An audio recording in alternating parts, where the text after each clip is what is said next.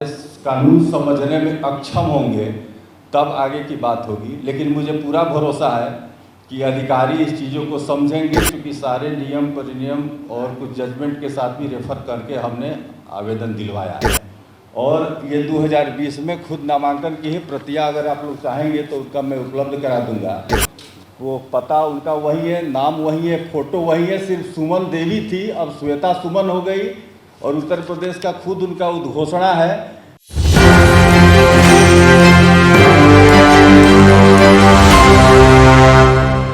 नमस्कार, आप देख रहे हैं इस वक्त एक न्यूज़ 24 और मैं हूं आपके साथ अनया साय। देखिए, भाजपा ने एक प्रेस कॉन्फ्रेंस करके बहुत बड़ा इल्ज़ाम लगाया है राष्ट्रीय जनता दल के एक उम्मीदवार सुमन कुमारी पर।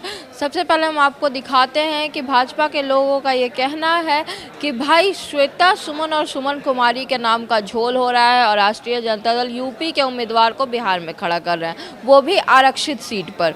सबसे पहले हम आपको सुनाते हैं क्या कुछ कहा जा रहा है इस प्रेस कॉन्फ्रेंस में। सीट से राष्ट्रीय जनता दल के उम्मीदवार के रूप में श्वेता सुमन जी ने अपना नामांकन दिया है।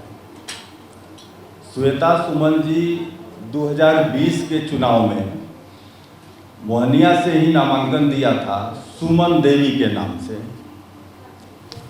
और ये 2020 के चुनाव के नामांकन में जो इन्होंने अपना घोषणा पत्र दिया था उसमें अपना पता ग्राम तिमुलपुर, तहसील चंदौली, सकलडीहा विधानसभा उत्तर प्रदेश में और घोषित किया था कि वो चमार जाति के सदस्य हैं जो उत्तर प्रदेश की हैं। अभी उन्होंने जो श्वेता सुमन के नाम से आवेदन दिया है वो बिहार के पता पर दिया है। लेकिन आप सबको जानकारी है कि जब आप आरक्षित सीट से नामांकन देते हैं तो आरक्षित सीट में किसी भी महिला का उसके मायके से काउंट होता है और उस राज्य की ही मूल निवासी मानी जाती है जहां से जन्म है। वो अगर बिहार राज्य में अनुसूचित जाति या अनुसूचित जनजाति वर्ग के जो भी रिजर्व सीट है उस पर चुनाव लड़ने के लिए इस राज्य का मूल निवासी होना आवश्यक है। लेकिन ये उत्तर प्रदेश की मूल निवासी रही हैं और प्रमाण पत्र उनका उत्तर प्रदेश का ही 2020 के चुनाव के समय से ही है। खुद उनका उद्घोषणा है 2020 के जो नामांकन भरा था उसमें सब कुछ है। अतः उनके नामांकन को रद्द करने के लिए हमारे प्रत्याशी के द्वारा रिटर्निंग अफसर के यहाँ आवेदन दिया गया है।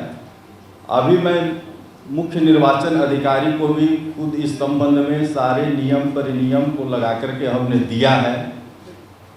और मैं मांग करता हूं कि इस पे जो रिप्रेजेंटेटिव ऑफ पीपुल्स एक्ट 1951 के अंतर्गत जो प्रावधान है उसके आधार पर वो बिहार से चुनाव आरक्षित सीट पर नामांकन देने योग्य नहीं है, इसलिए उनके नामांकन को रद्द किया जाए।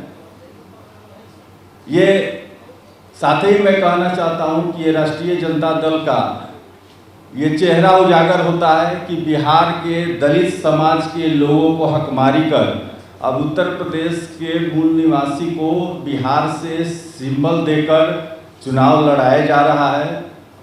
और नाम भी बदल करके जो सुमन देवी से श्वेता सुमन के नाम से नामांकन दे करके लोगों को भ्रमित करने का प्रयास किया कि लोग नहीं जान पाएंगे कि ये वही सुमन देवी हैं जो 2020 में नामांकन दी थी। अतः आप सबके माध्यम से मैं अधिकारियों को भी ये अवगत कराना चाहता हूं कि इस संबंध में विधि सम्मत कार्रवाई करें। उसके अलावा भी हमारे पास ऑप्शन खुले हुए हैं, क्योंकि किसी की बिहार के दलित की हकमारी नहीं होने दी जाएगी। धन्यवाद। अगर आप कुछ पूछना चाहें तो पूछ सकते हैं। तो जैसा कि आपने सुना, अपनी बातों में साफ किया है भाजपा के लोगों ने कि भाई कड़ी कार्रवाई की जाएगी। राष्ट्रीय जनता दल के लोग जो हैं वो गलत तरीके से उम्मीदवारी करवा रहे हैं और किसी भी बिहारी के साथ अन्याय हम बर्दाश्त नहीं करेंगे और इसके लिए हमें निर्वाचन आयोग से हम जा रहे हैं उनके पास, और अगर वहाँ से भी अक्षमता मिलती है तो हम आगे भी दूसरी तरह से कार्रवाई की मांग करेंगे, लेकिन इस तरह के अन्याय को बिहार में होने नहीं देंगे। अब देखना बड़ी बात ये होगी कि राष्ट्रीय जनता दल की तरफ से इसका क्या जवाब आता है। सारी खबरें हम आप तक पहुंचाते रहेंगे, हमारे साथ बने रहिए और देखते रहिए एक न्यूज़ 24। धन्यवाद।